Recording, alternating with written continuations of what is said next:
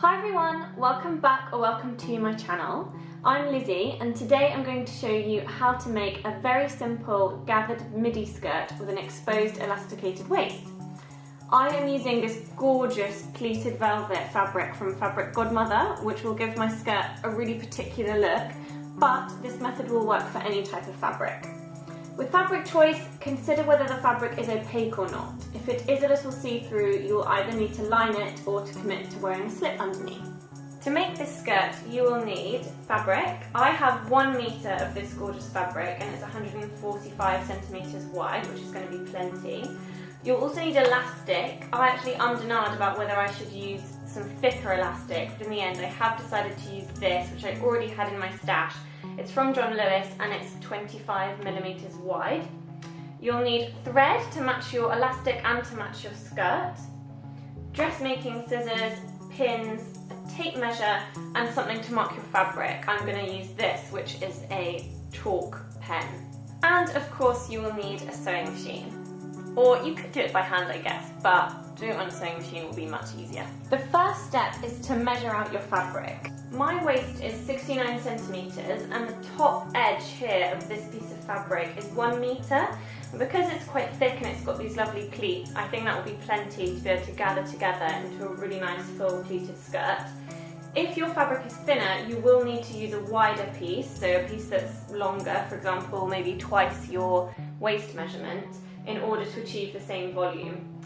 I've got tons of this fabric in terms of the other direction, like almost 1.5 meters, but I'm very indecisive, so I'm not going to cut the length yet. I'm going to make up the skirt and decide on how long or short I want it at the end.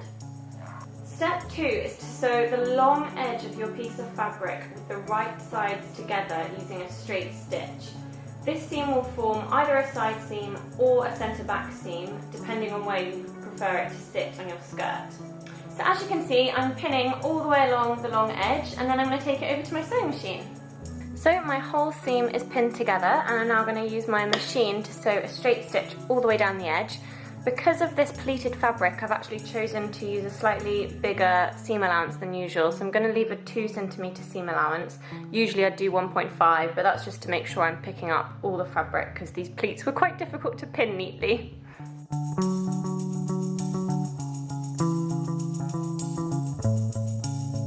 Once you've sewn all the way along the edge, you then need to turn it in the right way. And ta-da! You've got a big long skirt. So you've got a big long tube of your fabric with a hole in each end. One of these holes will of course be the waist and the other end will be the hem.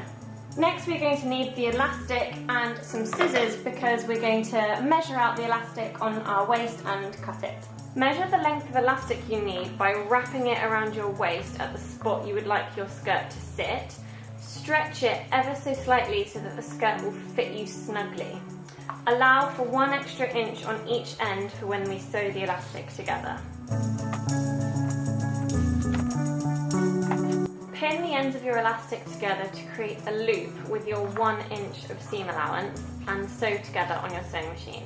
I'm going to use a straight stitch and go back and forth several times to make sure my join is really secure. Change the thread colour in your sewing machine to the one that matches your elastic before you start sewing.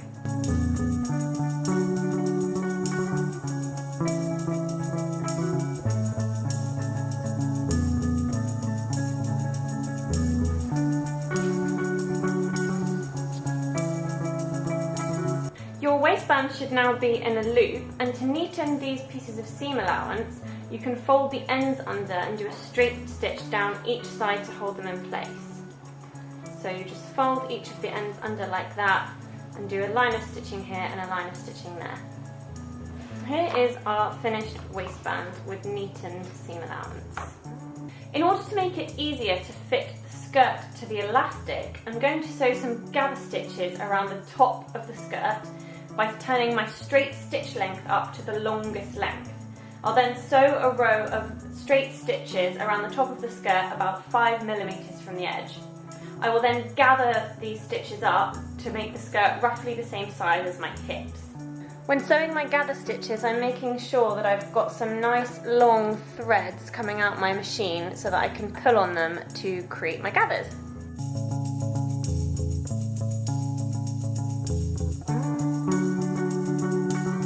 get towards the other side, so when you're meeting at the other side, you don't want to sew over the stitches you've already done. Finish just before them and make sure you leave nice long threads on the end of this end of your stitching as well.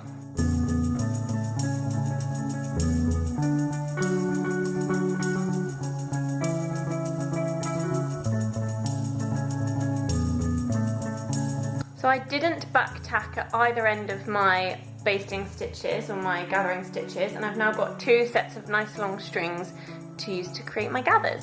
To create the gathers, hold on to one of the spare threads, usually the top one is the easier one, and then you can gently pull the fabric along the thread to gather it up.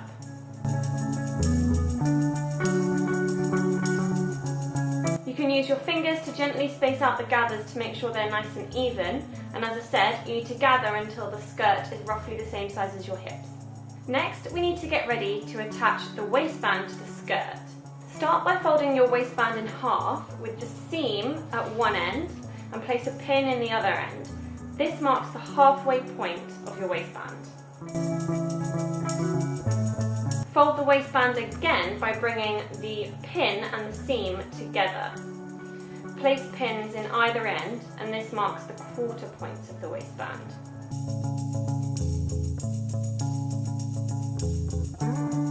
Do the same process with your skirt to mark 4 quarters at the top of the skirt.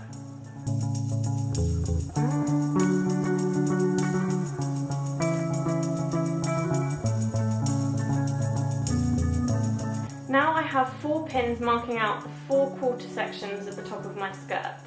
1, 2, 3, 4. Now I'm going to match the quarter marks of my waistband to the quarter marks on my skirt and pin them together.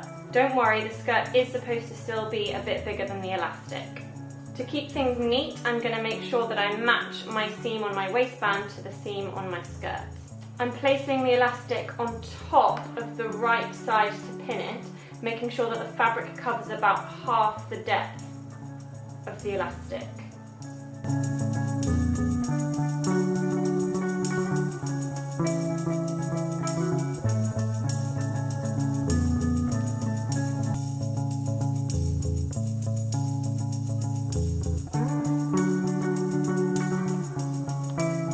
Next, I'm going to sew the elastic and the skirt together using a zigzag stitch, and I'm going to make sure to stretch the elastic as I sew so that it becomes the same size as the skirt.